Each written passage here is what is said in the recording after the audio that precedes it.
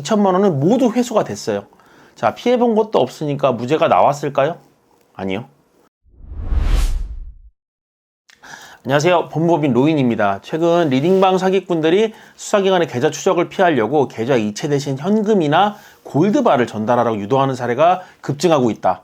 그러니까 주의해야 된다. 이거 제가 전에도 좀 말씀을 드렸는데, 오늘은 리딩방 피해자가 아니라 증권사 직원을 사칭하면서 업무를 수행한 현금 수거책에 대한 얘기를 제가 한번 해볼게요. 자, 이런 케이스 보면 금융기관 직원이라고 설명을 하고 현금을 받아오기만 하면 고액의 일당을 주겠다, 이 말에 속아서 업무를 시작하는 경우가 많습니다.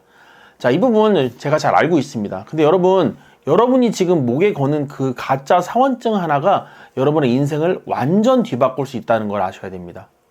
자, 보이스피싱 조직이나 리딩방 사기 조직은 여러분들한테 자기들이 증권사나 해외 투자자문 업체라고 설명을 하면서 막 텔레그램 같은 데서 업무를 지시를 할 거란 말이에요. 지시받은 장소에 가서 피해자를 직접 만나서 투자금을 받아와라.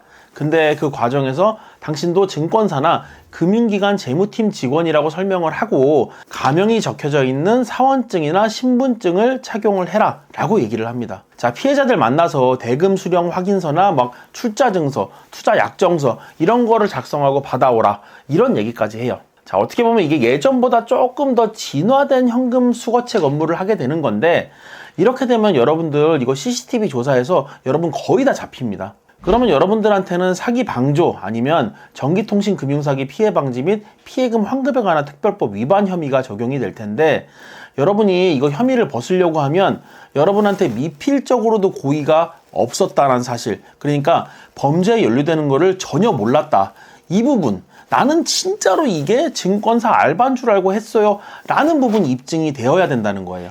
자, 근데 참 아쉽게도 여러분이 가명이 기재된 사원증을 폐용하고 피해자를 만나갖고 현금을 수령하면서 투자 증서까지 지금 받아왔단 말이에요. 이런 행위는 법원에서 미필적 고의를 인정하는 결정적 근거가 됩니다. 당연히 여러분들은 속았다고 주장을 하시겠지만, 일단 여러분이 실제 증권사 직원이 지금 아니잖아요. 그죠?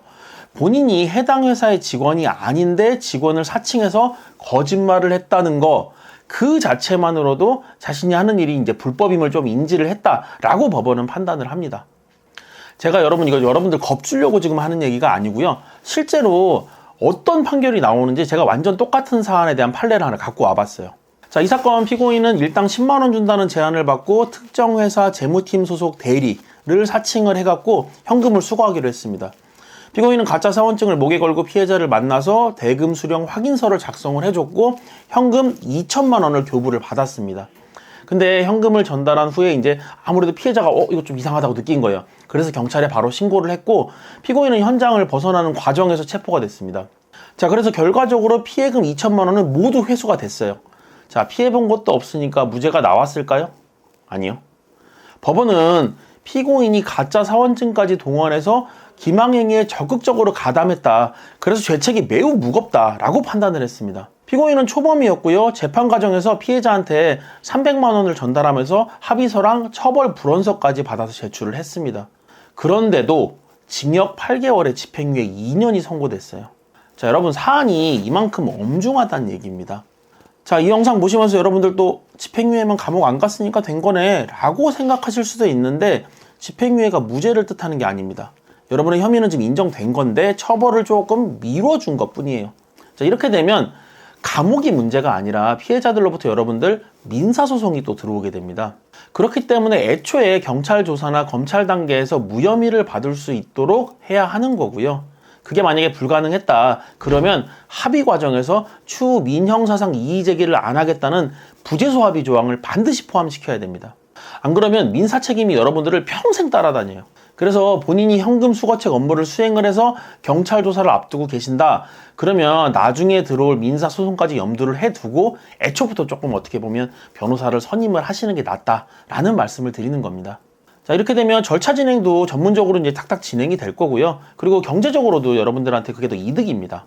이제 변호사 선임 비용이 조금 아깝다 보니까 혼자 대응하다가 무혐의를 받을 수 있는 사안에서 상황이 꼬일 수도 있는 거고요. 만약 그렇게 하다가 민사까지 진행이 쭉 됐다고 하면 나중에 여러분 민사소송에서 여러분이 부담해야 될 액수가 기하급수적으로 막 늘어날 수가 있어요. 자, 저희 사무실에서도 이거 공격이든 방어든 이런 류의 사건에서 민사소송 관련 문의가 요즘에 진짜 많이 들어오고 있는데 애초부터 무혐의 받으면 민사 걱정을 안 해도 되니까 냉철하고 조금 합리적으로 판단을 하셔야 될 것 같습니다. 자, 오늘 증권사 직원 사원증을 차고 나가서 리딩방 관련 현금 수거책 업무를 수행한 사람들에 대한 영상을 제가 준비를 좀 했는데 저희 로인에서 유사 사건들을 계속 처리를 지금 하고 있습니다. 현금 수거책 혐의로 조사를 앞두고 있으면 저희 로인으로 한번 좀 전화를 주셨으면 좋을 것 같습니다. 최초 대화 내용부터 구체적인 사건 경위를 저희가 모두 분석을 해갔고요. 혐의를 벗을 수 있는 방어 전략을 딱 세울 거고, 그리고 불리한 진술을 차단하기 위해 경찰 조사에도 동행을 할 겁니다. 수사 과정에서 무혐의가 안 될 것 같으면 피해자들과의 합의 절차에서도 합의금 산정 내지는 뭐 합의서 작성 이런 부분들에서 모든 과정에서 저희가 여러분들에게 조력할 겁니다. 자, 그러니까요, 도움이 필요하시거나 뭐 절차 진행에 대해서 궁금하신 점 있으신 분들은 언제든지 저희 위에 있는 번호로 전화를 주시기 바랍니다. 저희가 초안 상담은 무료로 지금 도와드리고 있으니까 부담 없이 전화를 주세요. 그리고 오늘 영상 도움되신 분들은 저희 구독이랑 좋아요도 한 번씩 꼭 부탁드립니다. 감사합니다.